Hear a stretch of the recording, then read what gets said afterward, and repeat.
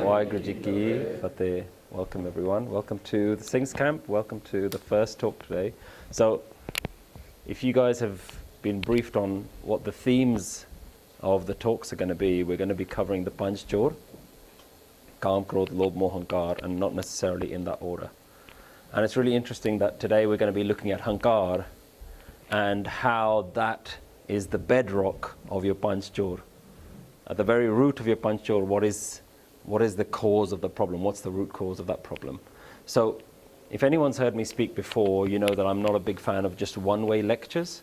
So as much as possible, I'm going to try and engage with you guys, and you guys have to talk to me at the same time, okay? So we're going to be working through ideas where you have to respond, you have to give me your thoughts on it, and that ultimately we come to a conclusion as a group as to how we understand the topic that we're going to be covering today. So feel free, if there's something that I've said that you don't quite understand and doesn't make any sense, chances are somebody else is not following it either, and I'm just going at a pace that you know, you might have missed a particular point. Just feel free. Let's keep this quite casual. Let's keep this quite interactive and engaging. So, what are we going to cover today? So today I want us to look at some of these concepts, because we hear the word Hankar or Ahankar, and how do we translate it? What are the translations that we think are relevant for this particular concept? And we're going to be looking at ideas of pride, ego, identity, and why is this so important? Why is this concept so central to the Sikh worldview? And ultimately, I hope that we leave having a better understanding of ourselves. And now this is something that I think is actually very fundamental to Sikhi in general, is that let's put the whole God thing to one side, let's forget some of the other more ethereal concepts that you hear about, and today let's just talk about you. Who are you? What is it that you need to know about yourself? So I want us to understand our thoughts, our behaviors, our mind, our ego, yeah? And that's where we see words like Hankar, Home coming into it. So, if you study spirituality, if you study religions, and you study the themes behind them, one thing that I've come across is almost all the spiritual paths seem to lead the listener, the viewer, the studier down a particular route that helps them identify and answer one fundamental question. Who am I? Now, when you ask that question, it sounds like a really obvious question, right? Like, who am I? Like, I know who I am. But all the spiritual traditions have said that there's something in you that you need to recognize. And we have this within our tradition as well. So, why is who we are the most important question? Because in Sikhi, we're led to believe that the whole point of Sikhi is we're merging with Akal Purakh, with Paramatma, right? We're there to merge and become one with Ikonkar, with God. But the solution to that is in answering this question, who am I? Now, what's the link between the two? How is a question about me going to help me connect with this huge thing that creates the whole universe and keeps everything going? So there's a link here. So let's start exploring that idea. Let's actually start exploring this idea of who am I? So I'm going to ask one of you guys, or some of you guys, to give me some very simple answers to a very simple question. Like, I've not met most of you guys, so I don't know anything about you guys. So if I was to take you, for example, and say, who are you? We've never met before, I don't know anything about you. Tell me something about yourself. What would you say? I mean, obviously the obvious, my name. I would say my name is Pushpinder. I'm from Virginia. I studied XYZ. Yep. I went to XYZ school. Yep. And I work as a business analyst, you know, those sorts of things. Okay. Pretty obvious things, right? Yeah. Yeah. So, I mean, if you were introducing yourself to me, you would tell me your name, you've told me you business analyst. Yeah. Yeah? So that's the kind of general responses that we get from people. So who else? Who's got something more interesting about themselves? That orange t-shirt is screaming to me, so I'm going to say, Bhai Sahib, tell me something about you. Like, we've never met before. Tell me, who are you? It's not a trick question, by the way, yeah? It's a really, like, just a simple question, like, who are you? A human being. You're a human being. Like, so, like, we go to, we meet at a business conference, and I say, hi, my name's such and such. Who are you? You're going to tell me you're a human being. I can't say much else other than... No, actually answer the question, like, who are you? Okay, my name is Terra. Okay. I live in Troy.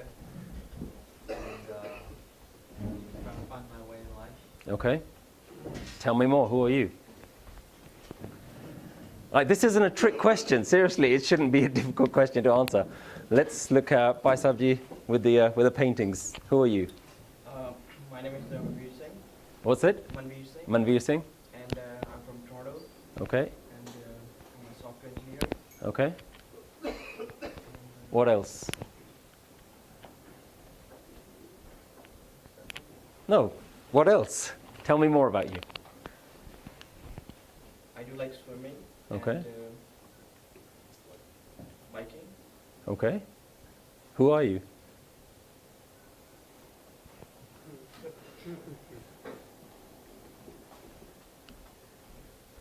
It's starting to become a bit more tricky, right?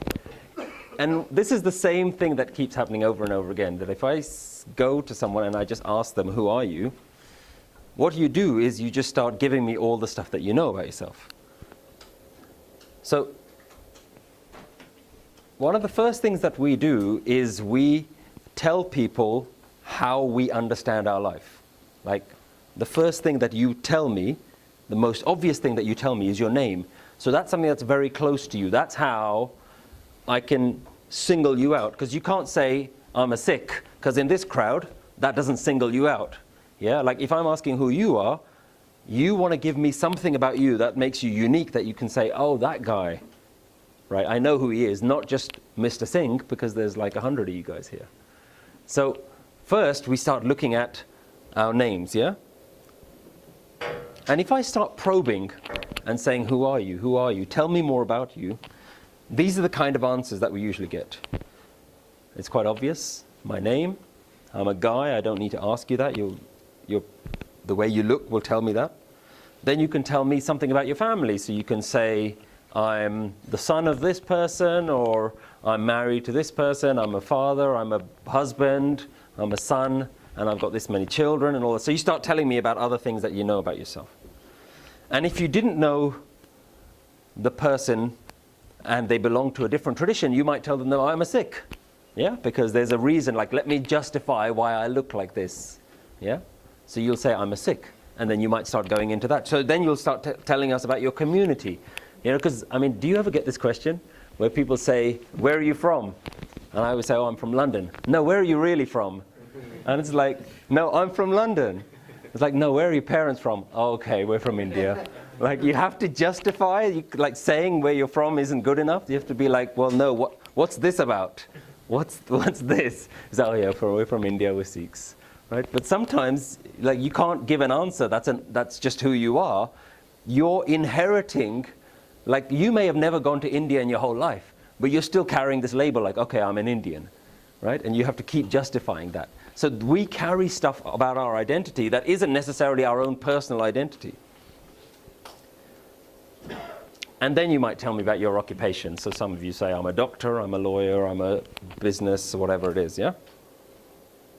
And then, and we saw an example here, once you run out of those kind of ideas, then you start telling me about what you like and what you don't like. So you can say, I like swimming, but I don't like this. And then you might say, I support this particular football team, but I don't like that team. And someone says, hey, this is one of us. He supports my team. And someone says, oh, we don't like your team or whatever. So very quickly, you can start segregating yourself into this kind of mini little tribes and say, everyone who supports this team, we're here. Hey, I'm from this city, so all right, we all belong to this one.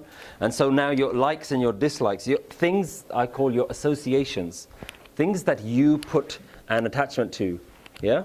So give me the name of some baseball teams. Blue Jays. Is it hockey's the big thing here, right? What's the big hockey teams? Maple Leafs, that's the Toronto team, right? Who doesn't support them? Oh, God, oh, of course.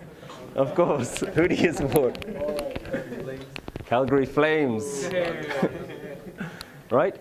Now, you guys have nothing to do with the Maple Leafs, apart from the fact that you happen to live in that city. Unless one or two of you specifically work for that team, or you have some sort of financial interest or something in it actually means nothing to you. And in the same sense that you could support any team just based on whichever town your parents decided to move into, and you're like, hey, I belong to this team. So your association with things that are completely out of your control are part of what you create as, this is my identity. Like, no, I actually really like this team. Even though that has nothing to do with you. Like, did you buy the team? Did you make the team? Do you own the team? Like, what is your relationship with it? No, I just really like the team. Like, they're my hometown.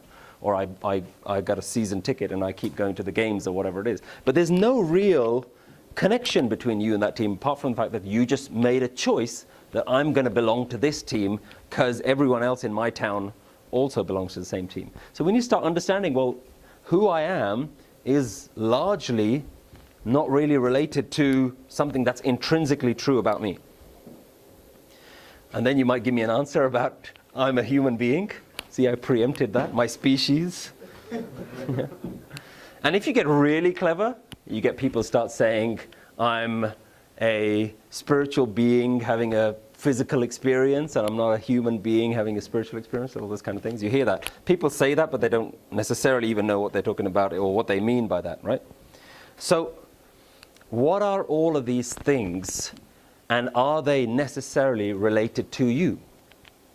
Let's have a think. Let's go through this list, right? So the first thing that you always give me is what? Name. Your name.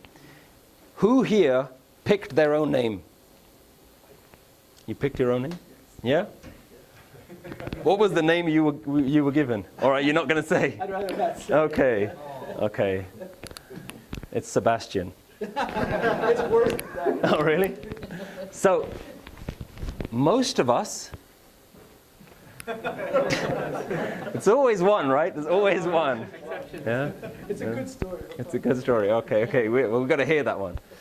Most of us didn't even choose our own name. So the thing that you hold on to the most, the thing that you identify yourself with the most, was never yours to begin with. It was given to you. How many of you chose that you were going to be male or female? And if he puts his hands up, then that's an interesting story, right? It's not that interesting. Like I said, he's from America. Yeah, anything's possible, right? Anything's possible. So how many of you chose that you were going to be born as males? How many chose that? No, right? So, I'm a guy is not something that you chose. So, why are you holding on to that as part of your identity? How many of you chose which family you were going to go into? And I don't want to hear answers like, oh, when we're a soul, we choose our parents and we choose the life that we're going to go into. Most of those things are just concepts in your head. You like to think the idea of that, but none of you have that as your lived experience. Nobody, I'm assuming, says, I remember as a soul choosing which family I was going to get born into. I'm assuming. And if you do, please come and stand here, because you're far more interesting than I'm going to be, right? But how many of you have chosen your family? You putting your hand up? When you get married, right, you're picking the family you're going into, right? Agreed. This is your biological family, yeah? Okay. Your biological. Who chose the parents that they were going to belong to and the number of brothers and sisters and all that kind of stuff? No. Who chose the dharam that they're going to belong to? Majority of us are going to say no, apart from the ones that actually have made a choice in their adult life to say, I'm going to leave this particular community. Like, how many of you chose that you were going to be born with Indian genetics? You don't, right? Whereas this is the thing that people keep saying to you, like, oh, but you're Indian. Well, no, that's not who I am. That's not intrinsically true about me. Now, occupation's a really interesting one. Most of us believe that we've chosen our occupation. But there are so many external factors that lead to you making that choice that you then realize, if you actually spend a bit of time saying, why did I actually choose this? Where did that decision come from? You might actually think, oh, it was that person, or my best friend at school was doing the same subject and I decided to do the same thing, or my parents really pushed me into this direction, or those were the only options available. Like, how many of you are astronauts? Like, when you were a kid, you're like, I'm going to be an astronaut, or I'm going to be like a fireman or something. But that's you making a choice. But actually, when you grow up, the reality of the circumstances means that that wasn't the choice you ended up making, because the limitations were already there in front of you. The constraints, the circumstances are already there presented. So your occupation isn't necessarily yours. Now, let's go back to the point about the hockey teams. Who chose that I'm going to make this team my association? Most of us are basing our associations on where we ended up just being born, or where our parents decided to live. So the fact that you all love your particular team, like your Flames or the Maples or whatever, that's nothing to do with you. Does that make sense? It's actually nothing to do with you. It's not yours. It's just imposed on you. How many of you chose to be a human? So now, let's have that question again. If I ask you to ignore that list and say, who are you? Now what do you say? Now what's left? It becomes a much harder question to answer, right? It becomes a really difficult question to answer. It's like, I don't know what else is left. Say again? It does not compute. Yeah, there's no way for my brain to comprehend that there is a me that's beyond this. Because everything that I've ever known and everything I've ever done with my life is something to do with all of these things. So I have an analogy that helps us to understand this way of thinking. And imagine your identity. All of these things we think are realities, yeah? And all of these things are what we would say, this is who I am. If I say who you are, you'd give me a list that's pretty much this sort of thing. And that's your identity, this is who I am. And now we start to understand, well, what is my identity made of? The thing that I think I am, what is it made of?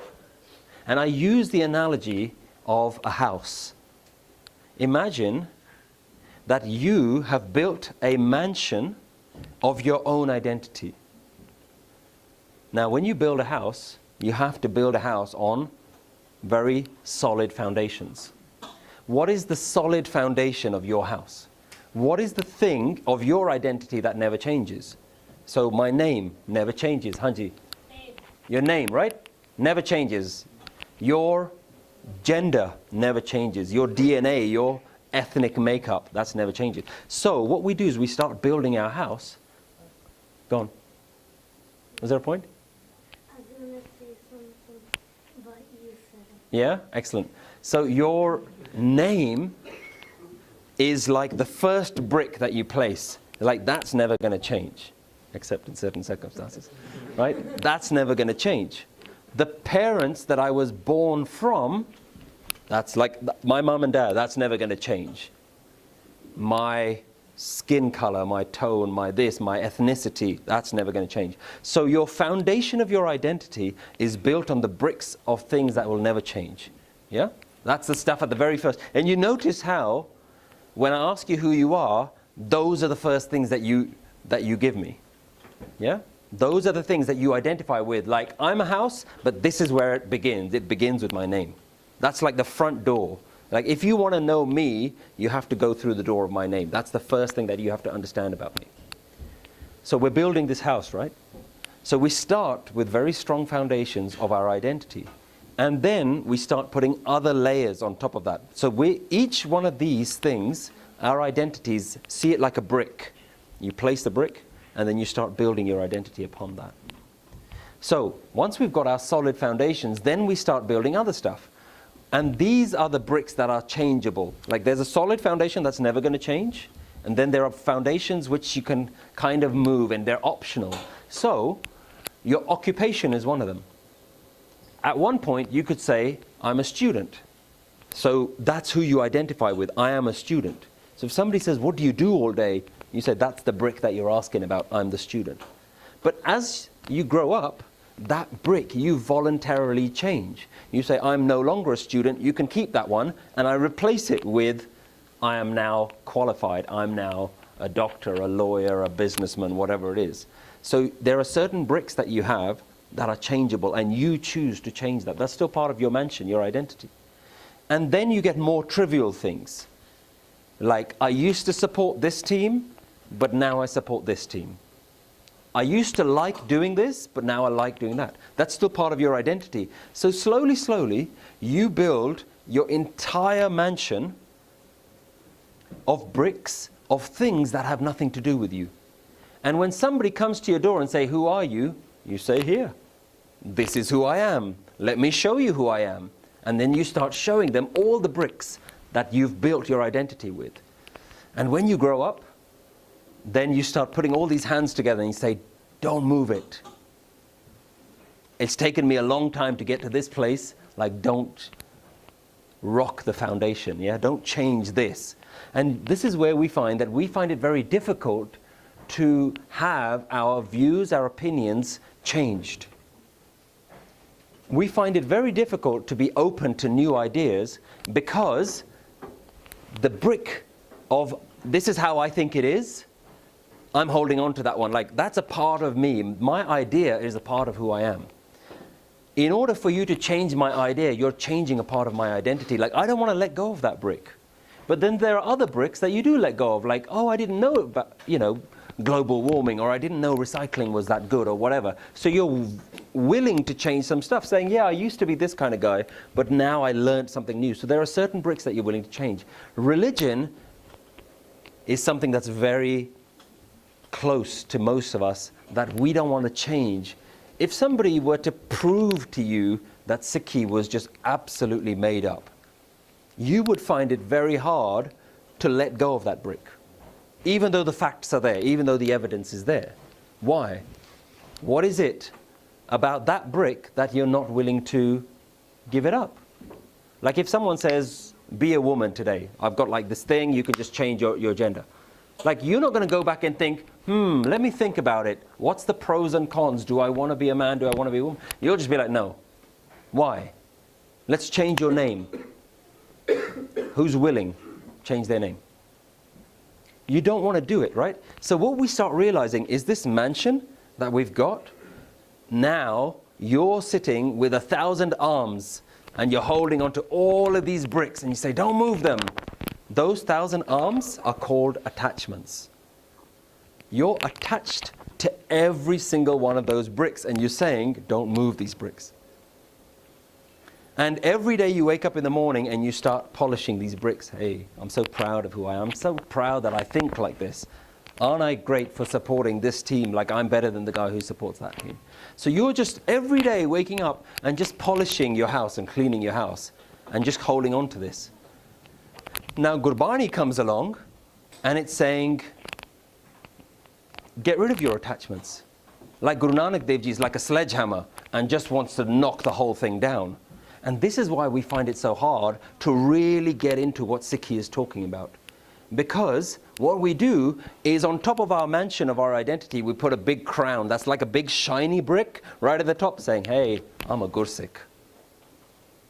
And that's it. Once you've labeled yourself a Gorsek, once you've labeled yourself, I'm a Sikh and I don't need anything else, like I'm just going to do all the Sikh things, like I'm just going to live the Sikh life, then at no point are you allowing Sikhi to change you. You only want Sikhi to just be polished and say, I used to do this much Sikhi, there was a little bit of Sikhi that I didn't do, now I do that bit. But fundamentally, Sikhi is asking you to change something about yourself. And you're not willing to do that because it's like, well, I don't want to change my identity. Like, I want to add to my identity, and all of these things added together is what we call your ego. Your ego, the word ego is not a very useful word. The word ego just translates, when you look it up in the dictionary, it just means like pride, which means I'm better than you. And most of the time when you read Gurbani and you see words like hankar and homme, it's just translated into I'm better than you, like I have a bit of pride. But Gurbani isn't interested in your pride. Gurbani is interested in your identity. Like who you are, Homme, we need to deal with that. Like that mansion, that's a problem. Is everyone following me? Go on. So does that apply with the token Asadi word Darubi is my. The very identity that you have, that's your problem. Now, you get people who are into Sikhi for such a long time and say, I've been in Sikhi, I've been going to the Gurdwara, I've been doing the Naam Sim and all this stuff, but I still haven't found anything. Because the obstacle, you haven't dealt with that. The obstacle, like if I would say, like if you're going to go on a, like let's say you're going to walk from here to Montreal, yeah, or you're going to drive. You drive down the highway and there's a massive boulder in the way, a huge boulder in the way. So you don't deal with the boulder. You're like, I can't go around this, so I'll just pick a different route. So you pick a different route, and of course you come to the same boulder, and you say, oh, there's that boulder again. Okay, well let's just try a different way. And so we keep trying to drive to this location, but we never actually deal with the fact that if somebody just got rid of that boulder, we'd be able to go straight. If somebody got rid of the obstacle, we'd be able to get there. The obstacle is you. If you want to know why you're not connecting in Sikhi, it's got nothing to do with God, and it's got nothing to do with a guru just like sitting there being like, he's not done enough Nitnem, I'll wait for another 20 years of Nitnem, and then one day I'm going to give it to him. No, you are the reason why you're not connecting, not the guru. The guru is like sitting on the other side saying, look, I'll tell you how to get rid of this problem. But we have to understand that Homme is the problem. Oh, the entire mansion that you've built up about yourself, that's the problem. And the problem is we don't even know that the ego and our self-identity is the barrier. So we keep moving around it, never actually dealing with the problem. We're just like, oh, it's because I've not, taken Amrit from this Jatha. Oh, it's because I've not done my full Reras. I only do Reras up to this point. So those are those little bricks. Like you keep changing the bricks and saying, okay, if I change this brick, maybe that will get me enlightened. But that's not what's going to get you enlightened. It's because the very fact that bricks exist is the problem. So this is how we need to start having an appreciation that what we think Sikhi is hasn't actually really settled into our thinking. We haven't even come close to understanding what this is. So this is where Gurbani is now starting to ask very fundamental questions. Well, let's look deeper. How many times do you read in Gurbani that the thing that you're looking for is inside you? We all say, right, God's inside us, God's inside everyone. But where? Has it, like if God is inside you, have you seen it? Do you know it? Because you could feel everything else inside. Like you've got a heart inside you, you can feel that. You've got lungs inside you, you can feel it. You can breathe and say, yeah, I can feel my lungs. I can't see them, but I can feel them, they're there. I can feel my stomach, I can't see it, but it tells me when there's something wrong. I can feel it. But if God is inside you, how many of you have felt it? How many of you say, yeah, I know the God bit that's inside me? Otherwise, stop saying God's inside you, because you don't know. You're just borrowing an idea from someone else. Is anyone familiar with this cartoon? There's a cartoon that came out maybe back in the 50s or 60s, and it's called Lambert, the Sheepish Lion. And this is a really interesting story about a little lion cub. When he was young, he got lost from his pride, and he wandered off, and he found himself completely alone away from his family as a little small lion cub. And he wanders into a herd of sheep. And being a child, he just goes in, and then he just starts living amongst the sheep. And as time goes on, he starts walking like the sheep, he starts talking like them, he eats what they eat, he's just convinced himself that he's one of these sheep. Now, every year, the wolf comes along, and the wolf terrorizes the little sheep, and all the sheep go running. And sure enough, Lambert does what all the other sheep is doing, and then he just runs away. And this happens for many years. And one year, the wolf comes along, and Lambert goes and hides, and he hides near a lake. And he sees, that's his mother, the mother that adopted him. He sees the reflection of his mother, and he sees the reflection of himself, and the light bulb moment happens, and he realizes, I'm not a sheep. I'm bigger than the wolf. And he gets this lightning moment. And then the story goes that he goes and scares the wolf away, and the wolf never comes back because he realizes who he is. And this is your story. We don't actually know what we are, because if I ask you what you are, you tell me stuff that's nothing to do with you. You give me your name. You give me your name. You give me your occupation. You give me your family. You give me your likes. You give me your dislikes. But they're nothing to do with you. And if I ask you, but what else? What else are you? You say, I don't know. This is what Sikhi is trying to get you to find out. So many of us are like this lion. Our identity and our self-image is not one that we have derived from ourselves. Very little that we have about ourselves is what we've chosen. Yeah? So we are imposed upon, and everything that we know about ourselves is imposed upon from our external environment. Right down to the food that you like and the things that you do is all imposed upon. I guarantee that you like food that's different to what I like because you live in a different country to me. It's not because you've chosen to like that food. It's because you are only limited by what's immediately around you. And I'm limited by the food and the choices and the culture of the people around me. So what we've become is another sheep in the herd. Why we behave like this is because everybody else is doing it. Everyone behaves like this. So we just do what everyone else does. So when somebody asks you who you are, your response comes from the fact that every time you've asked that question to somebody else, they've given you their name. So we start building these connections in our brain that says, when you ask who you are, you're supposed to give your name as the answer. Yeah?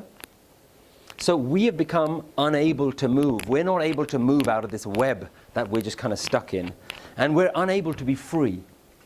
We don't know what our true freedom is. And we are unconscious of our real identity, like who we really are. We don't really know. And it's in a couple of minutes we've been able to deconstruct that you don't actually know who you are. All you know is stuff that's nothing to do with you. So we don't know the nature of our own reality, and we don't know the nature of our true freedom. This is the bedrock of Sickie. This is why Gurbani says Hammett is the chronic disease. And your panch chor come from your Hammett. So if you don't understand who you are, you can't deal with your own anger. Because then what you're doing is you're having a brick saying, I'm an angry person. And you accept that. How many people do you know like that? Who, when they're angry, they just say, oh, that's okay, because I'm an angry person, that's who I am. So they're not willing to even deal with the brick that says, I'm an angry person. They just say, oh, that's who I already am. I can't do anything about that. Or when they actually have that process of resolving their mental issues and they actually fix their anger issues, then they get rid of that brick and they say, I used to be an angry person, now I'm not an angry person. So they just replace one brick with another brick. What you haven't dealt with is what's inside that mansion. And so what you call your identity is what I call the body-mind identity. What you think you are is nothing more than your association with those bricks. Like I am these thoughts and I am these physical entities. Like I am this body and I am these thoughts. This is who I am.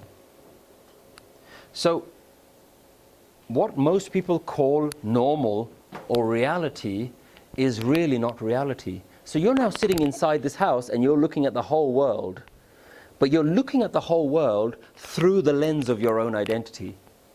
Is that making sense? Like you see the world through the lens of your identity. So that taints how you see the world. You're not actually seeing the world in reality. You're not actually even listening to what's really being said. When the Guru talks, you don't listen to what the Guru says, you listen to your interpretation of what the Guru says. So the Guru says, your identity is a problem. And you say, I think he means ego. He doesn't mean my identity. Like, surely he doesn't want me to change who I am. But the Guru saying, no, who you are is a problem. And you're saying, yeah, I know, that's like my Kaam, Krodh, Lobh, Moh, Ahankar. Like, let me just deal with those. And the Guru's saying, no, you're not listening.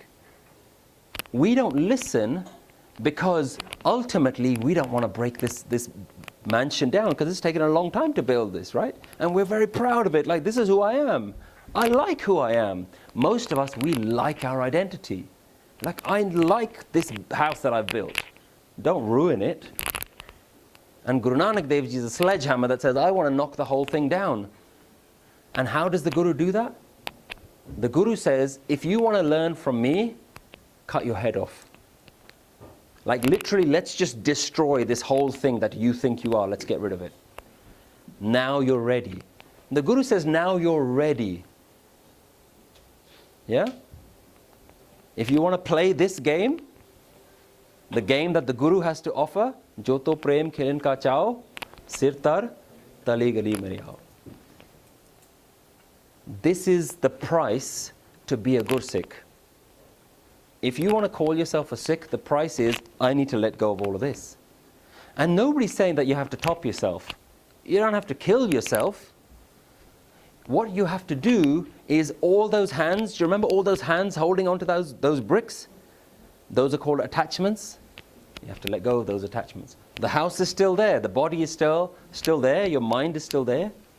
Everything is still there, but you're now no longer attached to those. And this is where we see the examples of the Gorseks, where they were so willing to die. Look at our history. Look at the amazing history. We have stories of Guru Gobind Singh Ji saying, hey, I've got a new shotgun here. I need to target practice. And there are Gorseks fighting, pushing each other out of the way to be shot by the Guru's bullet. They're so willing to die. Why? Because the thing that the Guru did was the Guru had already killed them. The Guru had already given up their attachments. Through the Guru, they learnt to give up all their attachments, that now if they say, I'm going to put a bullet in your head, you say, that will be amazing. That is the mentality of the Khalsa. Like, jab aapki od nidan bane, at hi ran mein tab juguj maro. Like, I want to go singing and dancing to my death. Why? Because I've already died. That is the price of what it means to kill your ego. But right now, we're not willing to do that, right? And so what we do with our Sikhi is we use Sikhi to build our ego. Like I used to be a Manmukh, now I'm a Gurmukh. Yeah? Can I just say something? If you call yourself a Gurmukh, you're not a Gurmukh. That's just a simple rule. Yeah? If you read in Gurbani the praise that Barney gives to a Gorsek, if you read in Gurbani the praise given just to somebody by the title of Sikh, you will say, I can never be that guy. It's so high that if you're calling yourself that, you haven't understood what the Guru is saying. So just a little piece of advice, don't walk around saying I'm a Gorsek. Right? The Bhagats and the Gurus are saying, main nahi, kich ho nahi, like I'm nothing, and we're walking around saying, hey, I used to be a Manmukh, but now I'm a Gurmukh. What are you doing? You're adding to your identity. When the Bhagats are saying, I am nothing, main nahi, kich ho nahi, everything is yours, sab kich tera. Yeah? Kabir says, there is nothing in me. Yeah? Mera mujh mein kuch nahi, jo kich hai so tera. Tera tujhko saump de, kya lage mera. If I give everything to you, what have I lost? Because none of it was mine. My name is not mine. My body is not mine. My thoughts are not mine. Nothing is mine. Everything's been given to me, so I can give it up because it's not mine. This is what it means to break your ego. So would you say Sikhi begins after we've let go of the attachments, or is Sikhi the process to let go of it? Yeah, Sikhi is the process of letting go of your attachments. Because after you've done it, you need to go and help everyone else do it. Right? But the whole process, well, Sikhi starts first by actually knowing that that's the direction that you need to head. Most of us are in Sikhi, but we don't even know that that's the direction we have to head. So we don't even ever deal with our identity. We don't deal with that. We're just like, you only wake up at 5 o'clock? I wake up at 3 o'clock. Come on, man. right? And you're like, man, I need to wake up at 3 o'clock. And then you walk around and you're like, hey, I wake up at 3 o'clock now. Right? Do you see how easy it is to build your ego? We're walking around with egos of being how great a Sikh we are. The whole purpose of Sikhi is to break your ego, and you're using Sikhi to build your ego. Sikhi is adding to your mansion. And now you're saying, hey, I belong to this Jatha, and our Jatha is better than your Jatha, and our Maryada is better than your Maryada, and we do it the right way, and we're the original ones, and all that kind of stuff. And it's like, do you know that this Ret is supposed to kill your ego? And you've used the Ret to build an ego. But because we don't know that ego is the thing to deal with, we're not walking in that direction. We're walking in the direction that says, build your ego. So someone says, I know why you're not enlightened. You're not waking up at this time. You're not doing this. You're not eating the right things. You're not drinking the right things. You're not saying the right things. Once you do all of those things, oh, wait, I still haven't killed my ego. Oh, that's because there's more stuff. We only told you like the first stuff that you haven't done.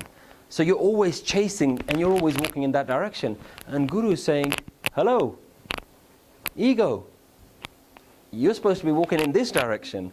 Why are you doing that? So we need to understand that who I am is a fundamental question in Sikhi. And who I am, this I am, me, right? This is who I am. That creates what Gurbani has called duality and separation. How many of you feel that you're separate from God? We all feel that, right? Like that's why we're doing on it. Like I feel separate from God. Like I know it's there. I know that there's some great thing out there. I know I'm supposed to be connected with it, but I don't feel it. It's not. And then some people say it's in me. Yeah, it's kind of a little bit in me, but I still feel separate from it. Why do you feel separate? What is the wall? What is the barrier? The barrier is your own identity. We have to understand that this identity isn't my identity. And this is what Gurbani calls dubda, duality. Like what duality does, and once I create this mansion of who I am, then who I am is distinctly different from who you are. Because my house is these bricks and this is who I am, and I'm nothing to do with you or you or you, because you are all distinct people. Why? Because I'm seeing the world through the lens of my identity. And I'm looking on the street, I'm saying that house is different to this house. That house looks different, walks different, talks different, smells different. Right? So we are seeing the world through the lens of our identity.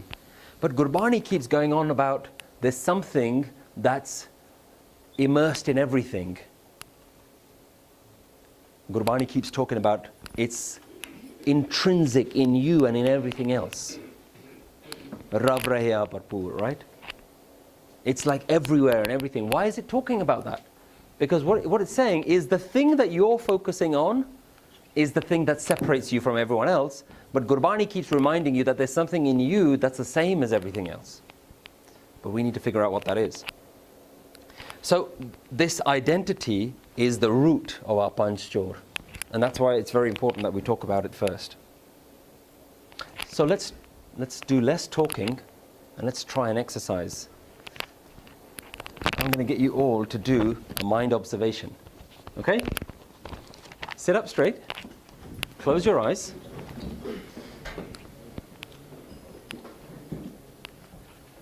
And I want you to start by just giving yourself a bit of quiet time and just sit with your own thoughts.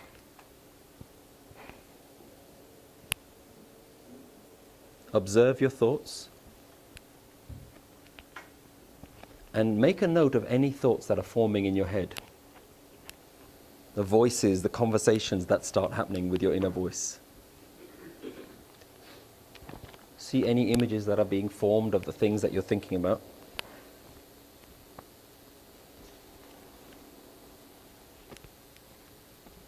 Try not to get carried away with any particular thought. If it helps, bring your attention to your breathing.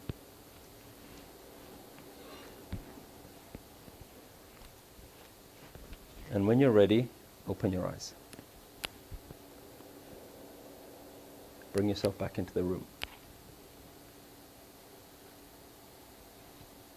This is where I'm going to get you guys to do a bit of talking. Now my question to you is, what did you think about? What popped into your head? As long as it's not too graphic. Just put your hands up. What popped into your head?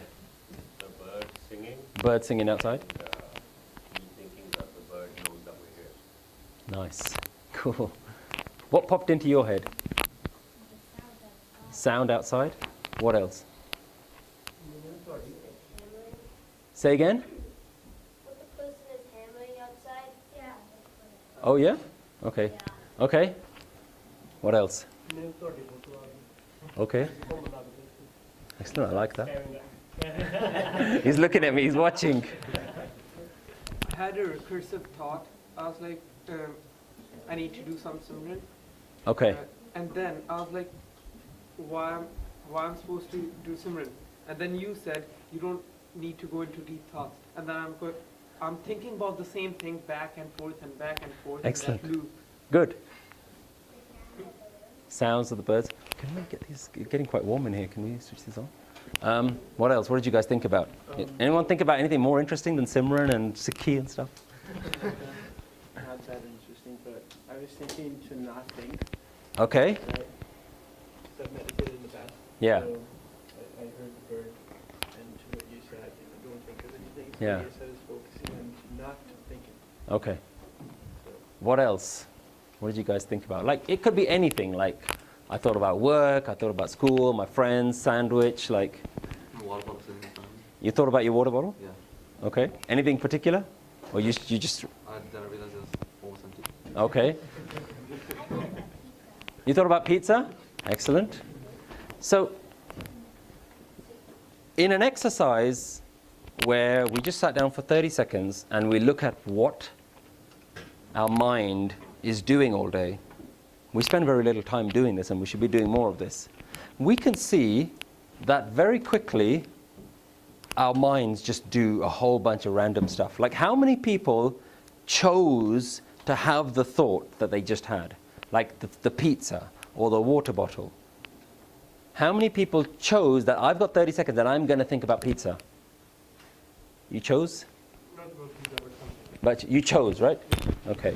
But most of the time we realize that just by observing our thoughts for about 30 seconds, that our mind is doing stuff all the time completely out of our control. Yeah? And how our mind works is like a train. Like, imagine you're standing at the platform of a train station. Your mind is like the platform, and your thoughts are like trains just going in 1,000 miles an hour every second. There's just trains going all the time. What we do is, for no reason, we jump on one of those trains. So you might have thought about, I'll take a silly example, like a sandwich or a pizza. And then you jump on that train, like I'm thinking about pizza. And then you think, the last time I had pizza, I was with my cousin. My cousin hasn't paid me back for that pizza. And he always does this. And the last time we went on holiday, I was with my gran. Oh, it's really sad that my gran's now passed away. And it was really great that one time that we went to the beach.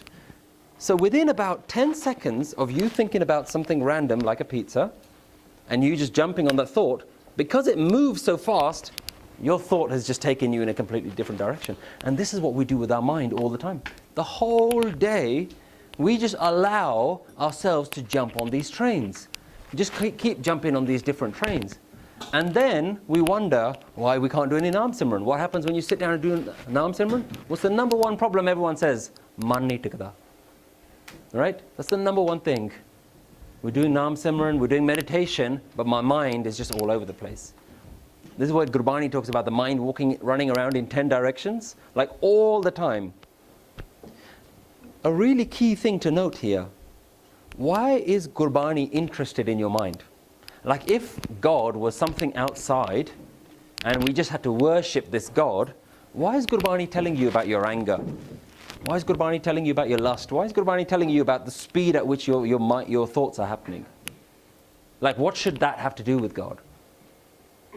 Because there's a clue there that if you solve these problems, You'll find it. It's behind these things. These are the obstacles that you need to solve. But we don't do that, right? We think the obstacle is I'm not waking up at the right time. Or I didn't wear this bana, or I'm not wearing this chola, or I'm not saying this reras and all that kind of stuff. We try and solve those problems. Well, that's not the problem that the Guru is pointing to. The Guru is pointing to some problems that are here. Why? Because the thing that you're looking for is in here as well. It's not out there. Doesn't matter how much you do, because you haven't resolved the thing. The whole point of Ret, the whole point of Gurbani, of your Nitnem, is to solve these problems. Yeah? To overcome the challenges of the mind.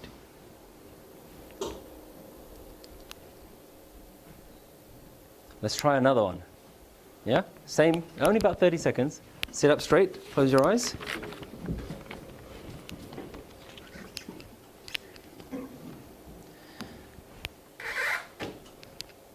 I want you to imagine yourself lying on a beach. The sun is shining. There's a nice cool breeze. And you're generally quite relaxed. Now, I want you to imagine that you're walking through a beautiful meadow, a garden with lots of beautiful flowers on a nice sunny day. You feel the grass on your feet and you're touching the beautiful plants and flowers. Now, I want you to imagine that you're in a supermarket and you're pushing a shopping trolley. And you're just doing your day-to-day grocery shopping.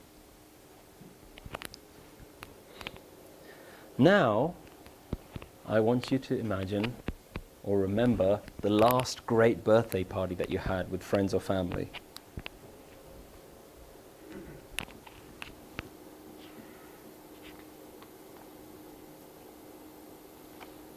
And when you're ready, bring yourself back into the room and open your eyes.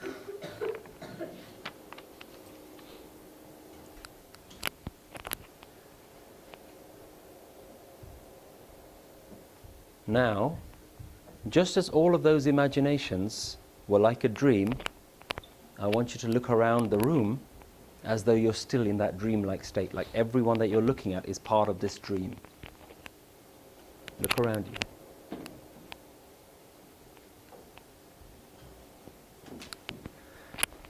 Now, in that experience, what is the one thing that's consistent throughout all those imaginations, those memories that we've just been through? What's consistent?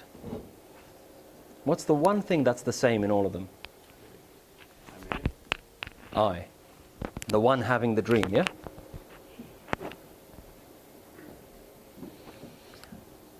So what I'm taking you through this process, first we just observe our thoughts. Second, we observe our thoughts and we realize that we have the ability to distance ourselves from what we're looking at. Like I can be separate from the thing that I'm imagining. So there's a you experiencing the beach, and then there's a you experiencing the meadow, and then experiencing the supermarket, experiencing the birthday. So there is the imagination, and then there's the one having the imagination. So if anyone's ever told you about meditation and it sounds a bit complicated, this is how you break it down, how you understand. That what meditation is doing is that you are realizing that you have an ability to distance yourself from the actual content of your thought. And we don't generally work with our minds in that way. What do? Like when we're angry, we don't say anger is happening. We say I am angry. Yeah? I am angry. I am lustful. I am greedy. But we don't actually say that is happening to me. How does Gurbani talk about the Panch Chor? What is the chor meaning? What does chor mean? Thieves. Gurbani doesn't say you're a thief. Gurbani says these things are thieves. They, in Guru Granth Sahib Ji, are referred to as things that are separate from you. Your anger is referred to as something happening to you, not who you are. Because who you are is different. Gurbani doesn't say you're angry. Gurbani says anger is attacking you, like a thief is robbing you of something. So we need to start adopting Gurbani's language.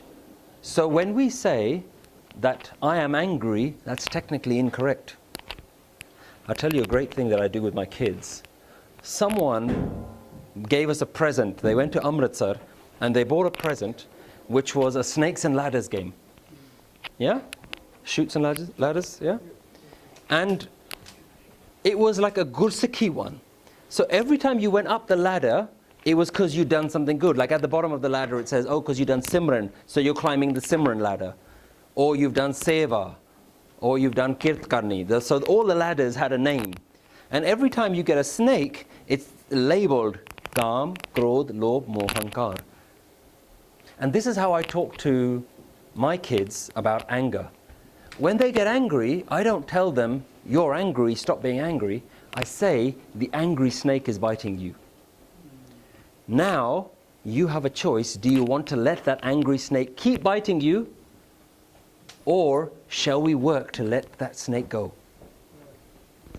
And this is where Sangat becomes really important. As a family, my responsibility, if I've agitated my child, like my child says, Dad, I want this, and I say no, he's going to get angry. Now, I have a responsibility there because I can keep getting him more angry, or I can say to him, look, you're getting angry right now, I'm going to back away. Because the more I push my argument to you, the more I'm letting that snake bite you. It's tighter and tighter and tighter, and you're getting more and more angry. And I say this to my children. Let's not have this argument anymore. Let's just deal with that snake that's biting you right now. My duty to you, even though I'm the one that made you angry, is I'm gonna keep quiet and I'm gonna help that snake go away. And how do you let that snake go away? And because I've been showing them some meditation techniques, he says, I can do some meditation, Dad. And we do a bit of meditation for like 1 minute and the snake's gone. Now we can go back to our conversation, but we're not doing it with the snake of anger. It's external to you, and we don't use that kind of language. We say, I am angry. And what does that mean? I'm the angry guy. I put a brick on myself, so I'm the guy that gets angry. You allow yourself to get angry. You allow yourself to get lustful. You allow yourself to get greedy because you've put a brick on your house that says, I'm allowed to do that sometimes because that's who I am. Even if it's occasional, I'm allowed to do that because that's who I am. But Gurbani is saying, that's not you.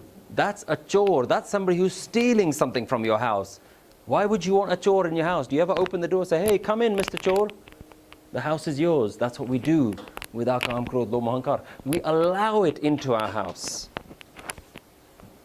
Gurbani uses different terminology. We've learnt a different terminology. We have to use the Guru's words that says, anger is happening to me and I can deal with that. The Guru has shown me how to deal with that. Like it's an external entity.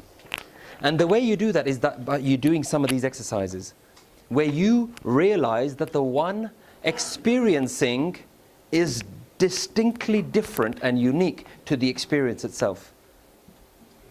So if I'm sitting on the beach, you don't say, I am the beach. If I'm in the supermarket, you don't say, I am the supermarket. But if I'm experiencing anger, you say, I am anger. I am anger. I am angry. Why do you do that? It's not yours. Learn through Naam Simran to have a distinction between the experience and the experiencer. Let's try one more.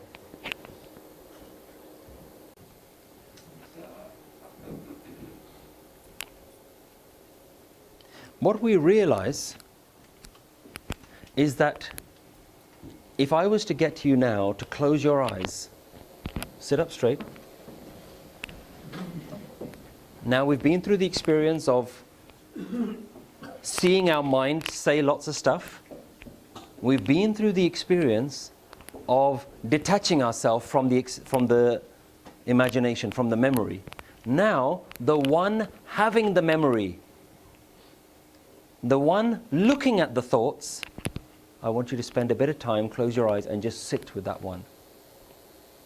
Be the one looking at the thoughts. Don't look at the thoughts themselves. Look at who is it that's actually, who is inside you that's looking at those thoughts.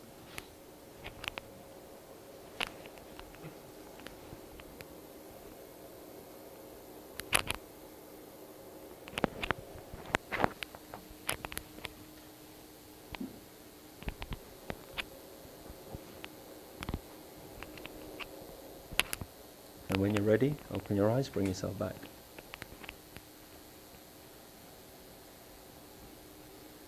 How many of you found that very difficult? What's the natural tendency? What happens? You start thinking about how you're thinking about you. You start getting lost in another train, another thought. Did you find that? What did you find? Okay, not following instructions, yeah? That's also another tendency. Like, I don't know what to do with myself. Okay, I'll just do some Naam Simran. Yeah? Anybody else? What did you find? Easy? No. I just saw a person watching something on a screen. Okay, so you create another imagination, and now you're watching that imagination. Yeah? Interesting, yeah? All I've done is asked you to sit with yourself. Don't sit with your thoughts, just sit with, like, if your mind is like a guy sitting on the train, yeah? Your awareness is this thing sitting in the platform, and there's lots of thoughts going by. I'm saying just be the guy sitting on the platform. Don't think about anything. And it becomes very difficult. Right? Now, my question to you is, what has your Naam Simran been doing all this time if you're not able to detach yourself from your thoughts? Because what we do with Naam Simran is we make Naam Simran just another thought. Like, I could sit here and think about an iPhone all day. iPhone, iPhone, iPhone, iPhone. Yeah? In fact, we probably do a lot of that. Yeah? And what we do is we say, don't think about iPhone, think about this thing called Waheguru. So you're thinking about Waheguru, Waheguru, Waheguru, Waheguru, and you're just thinking about something. You don't know what it is, you don't know where it is. So it's just like me saying, well, why don't you just meditate on iPhone? It's just another thing. And that's what we've done with Naam Simran, is that we've just given another thing to imagine. But Naam is talking about meditate on something that's very intrinsically a part of you. And this is where we realize, what have I been doing with my Naam Simran? Like, I might as well have just been saying iPhone the whole time. What are you connecting with? Where is this Waheguru? What is this Waheguru? Yeah? That's a whole other topic that we can talk about. But what you realize very quickly is that there is the experiencer, and then there is the experience. There is the thing inside you that's just watching the experience, and then there's the experience itself, like the birthday, the beach, and all those kind of things. That's the same right now. When Guru Tegh Bahadur Ji in Salok Mela Nova is constantly trying to tell you, this ain't real. Jag rachana sab jhoot hai, yeah? Supne jo sansar. It's telling you, this ain't real, there's something more real happening inside you. There's something more real happening inside you. This is just another dream. How is this experience that you're having right now, sitting in this room, watching this room right now, how is this any different to the memory of you sitting on a beach? Right now, you're just having an experience of this room. And tomorrow, this experience is going to feel like a memory. It's going to feel like a dream. How do you know you're not in a dream right now? What's the difference? This world right now is a dream. Because what's happening inside you is awake, and what's happening outside of you is not reality. Where is our focus? Our whole focus is outside all the time. Our entire focus is external. So there is something inside us that's alive. You may say that I am here. Like, I don't know. I know, okay, I agree my name is not mine. I agree my body is not mine. I agree my job is not mine. But I'm here. I'm sitting here and I'm alive. Yeah, you might say that's the conclusion that I come to. even that thought is not yours. Even that thought is something a philosopher came up with a while ago. And then he trained us all to think like that. René Descartes. Descartes he's a French philosopher, and he goes on this journey called the method of doubt. To find truth, he says, I'm going to use a method, and the method is called doubt. I'm going to doubt that everything is real. Like right now, I don't know that this is real, because this could be a dream. Yeah, because this feels just as real as some dreams feel.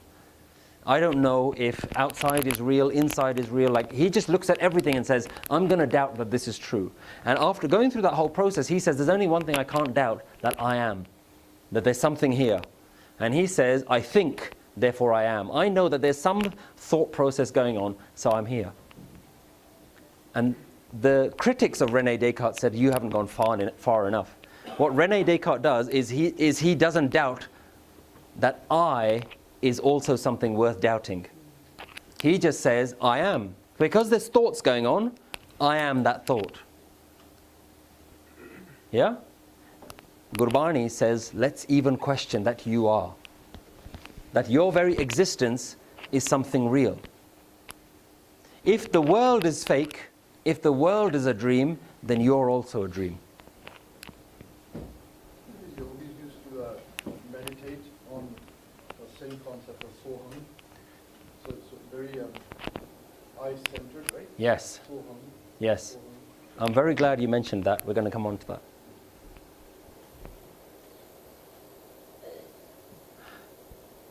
So, let me start coming a little bit towards a conclusion.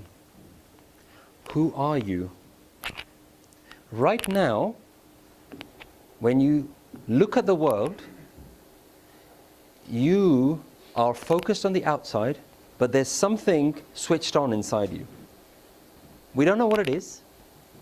But right now, can you say that when you close your eyes and you look at all those examples and those imaginations that we've done, can you say that there's something switched on? There's an aliveness inside you. Like you're on, right? Any of you switched off? And I don't mean bored. I mean, like, are you on? Are you switched on? When you close your eyes, is there something that says, I'm here? Something is present. Something is alive in me. Yes? You're all alive? Anyone who's not alive, put your hand up. Good. You're all alive. You realize just by doing some very simple exercise that you are switched on, that there's something alive inside you. Now, look around you. Look at everyone around you. Everyone else is also switched on. They're also alive. Now look outside. The trees are also alive. The birds are also alive. The wind is also alive. The sun and the moon are also alive. The only thing that is unique to all of you is that aliveness. The aliveness that's in you is no different to the aliveness that's in me. Would you agree? Like your body is different, your mind is different, your thoughts are different. Your entire mansion might be different, but inside that mansion there's a light. There's a light inside that mansion. And Gurbani says, you are not your name, you are not your body, you are not your memories, you are not your thoughts, you are not your addictions, you're not your habits, you're not your likes or your dislikes. You are the light inside the house. So imagine this house that we've built. And inside the house, there's a light bulb that's shining on all the things inside the house. But the light bulb doesn't know that he's a light bulb. So he spends all of his time saying, look at that vase, look at that painting on the wall, look at that carpet. He is looking at all the things inside the mansion, but he doesn't realize it's because I'm switched on that I'm giving light to these things. Because I'm switched on that I can see that. Otherwise, if I'm not switched on, then I can't see anything. There's nothing to see. But doesn't that become Hammett in itself? Like, it's because of me that I can do that? Very good question. We're going to go on to that. The question is, whose light is that? Did you make that light? Or is that light belonging to someone else? Gurbani answers that question by saying, Sab mein jyot, jyot hai soe. Everyone has the light, but it's not your light. The light is the divine light, that one light. Tis de chanan, sab mein chanan hoye. When that thing is switched on, all of us are switched on. What's the difference between a dead person and an alive person? They still have a body, they still have organs, they still have a name, they still have blood flowing inside them. The dead person soul left the body. Well, how many of us know what our soul is? A soul's an interesting one because it's a nice idea, but we don't really know our soul. So we just kind of take on this idea that there's a soul. But I simplify it a bit more. The difference between you and a dead person is a dead person is switched off. The light switched off. That's the only difference. How do you die? The point at which the light gets switched off, which is kind of what we mean when the soul leaves the body. Something has left, something has switched off. That light is what Gurbani has called Jyot. Why do we call it light? Why do we call it energy? Gurbani calls it many different things. Gurbani calls it a sound. Gurbani calls it a vibration. Gurbani calls it a light. The problem is that none of these words are a complete definition. The gurus are limited by language that they're trying to explain to us. They understand a concept that's beyond language. What does the guru say? This is a katha. I'm trying to explain to you something that cannot be explained. But because it's so important that you learn it, I will use the limitation of language to try and say it to you. Which is why we get stuck. We get stuck with language. Gurbani doesn't have words like he or she in the way it talks about God. But in English, because we're limited by English, then we say he is like this and he is like that. So we're limiting not only Gurbani, but then we translate it into a more limited language. And by that, we start limiting our thinking. It's like even in Gurbani, Nanak sometimes has ayah jo chaak hunda uska, like we cannot explain something. Completely. The Guru says, I can't say it to you, but you can taste it. Once you taste it, it becomes gunge ki mithai. Mitha, you know what something is sweet? But imagine something is so sweet that someone says, how sweet is it? So I can't describe it. Like if you've had the most tastiest chocolate or cake or whatever it is, and someone says, tell me what it's like. The only way that you can tell them what it's like, you say, here, you have to try it. When you try it, you're going to smile and I'm going to know by that smile that you know what that taste is like. And this is what the saints are doing.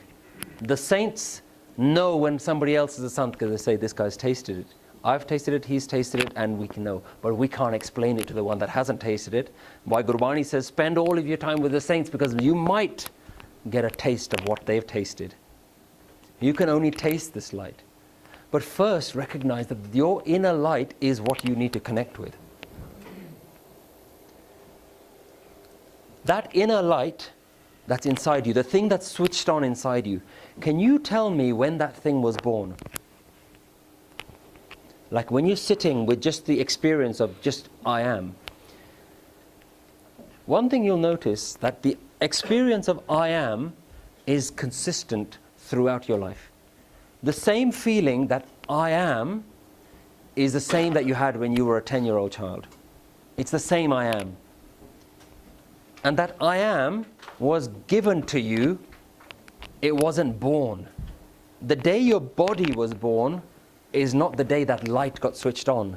That light was already there in your mother and it just got passed on. It was still there. Part of the creation process of you is that infuse the light into you. Yeah? In Anand Sahib, Har tum mein jyot rakhi, ta tu jag mein aaya. Like the light was given to you and then you came into this world. But that light is not yours. And that light was never born. And when your body dies, that light doesn't die. That light continues, it's just not affiliated with your body anymore. Okay, when you're sitting there and you're just experiencing yourself, does the experiencer have any worries? You might need to spend a bit more time when you're trying that meditation for yourself. Sit and observe your own thoughts.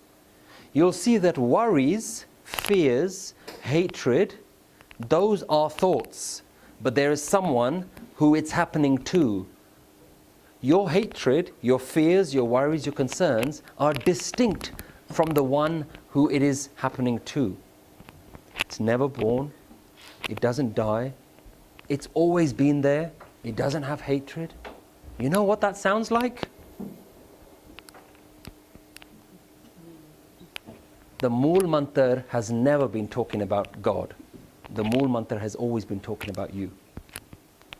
It is something inside you. It is something intrinsic, and that is your real name. That there is a oneness that is vibrating through all of us, and the very fact that it exists is its name. That's your true identity. When you want me to know who you are, if I want to know your identity, what do you give me? Your name. But that's not your real identity. Your Ik Onkar is your real name, is your real identity. And it is the thing that's doing everything. The light that's inside the house is the thing that's doing everything. It is never born. It is undying. It is self-illuminating. It is a light that doesn't need any fuel. It's just always on. It's inside you. But how will you know it? Gur Prasad. The Guru will show you how to find this. Now we have to make sure that everything that we've covered today is still part of Gurbani. That the Guru is actually saying these things. And we get some very interesting lines in Gurbani. Guru Nanak Dev Ji says, Katata Bakata Sunata Soi. The one who is talking, the one who is listening is him. Inside you right now is something listening, right?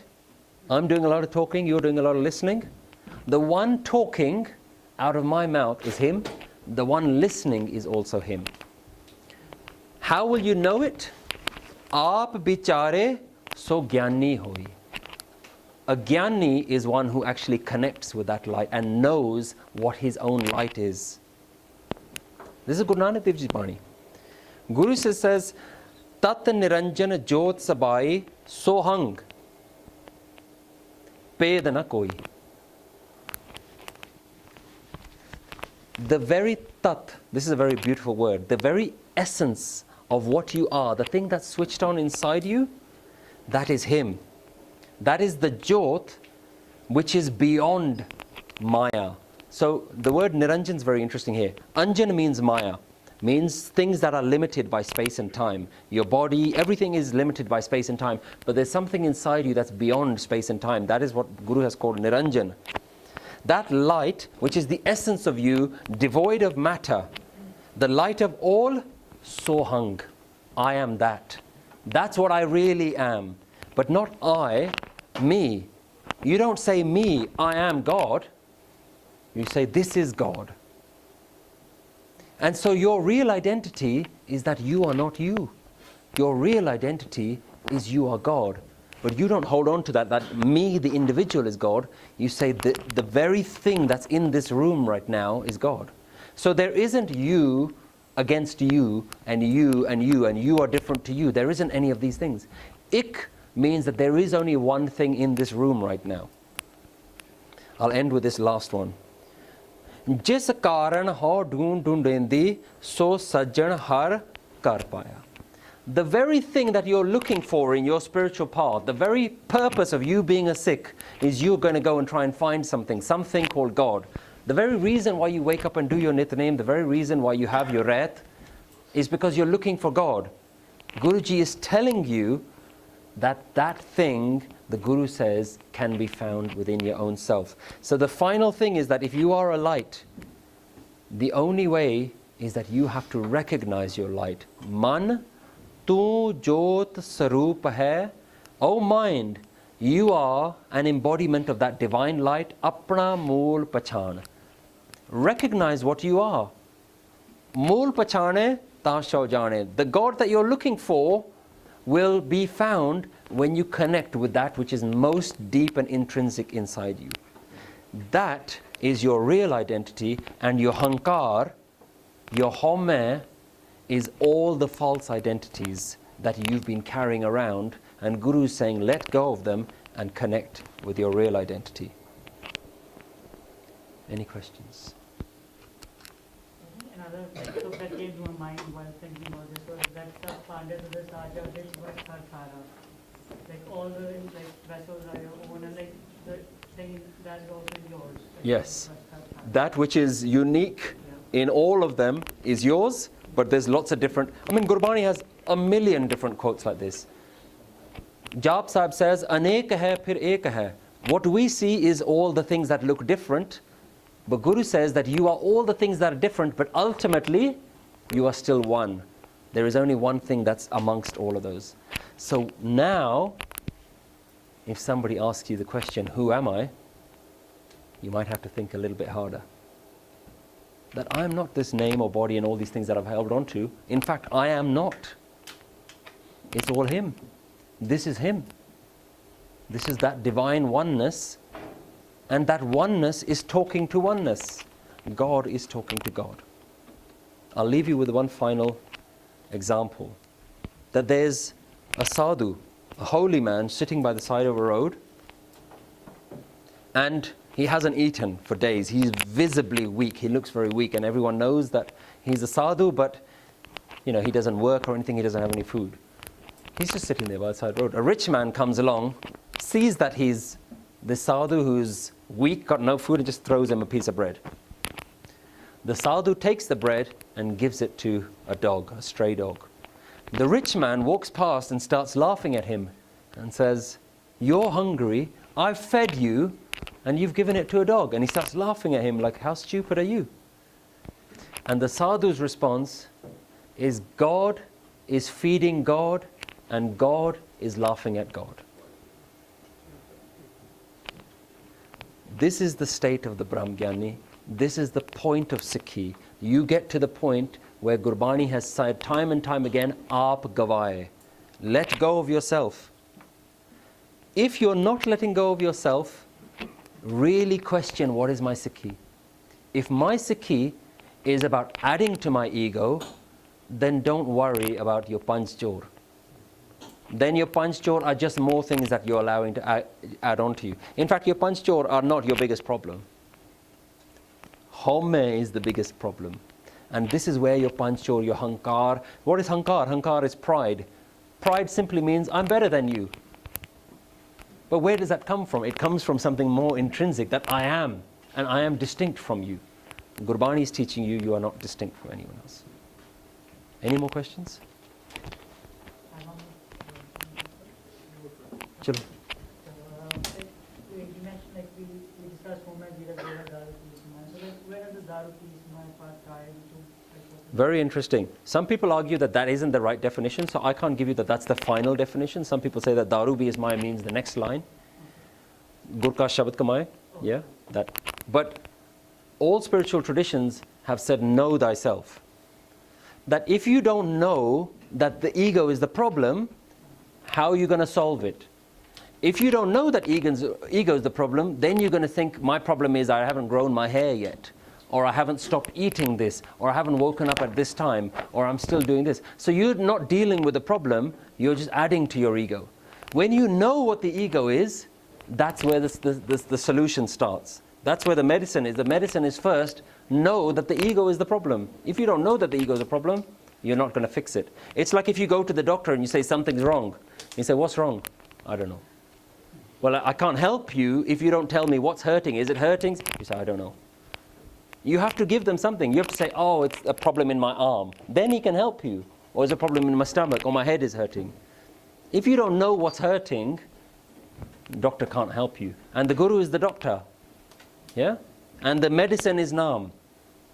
But only if you're willing to take that medicine to fix the actual problem. If you just say, thank you for your medicine, I'll just keep it here. I'm not actually going to use the medicine. Like, I'll keep saying the name of the medicine, and I'll keep reading the instructions. But if you're not willing to take that medicine to actually destroy the problem, then what use is that medicine? What use is that doctor? if you're not willing to let the Guru destroy your ego, then don't call yourself a student of the Guru. Because the Guru is saying, I'm here to destroy your ego. Homme is the whole issue. If you're not willing to do it, don't call yourself a student of this school. Don't fool yourself and saying, I'm a student of this school. I go to this doctor, but every time he gives me the medicine, I just keep it in the cupboard.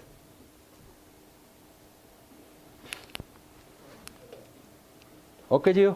Waheguru ji ka khalsa, Waheguru ji ki fateh.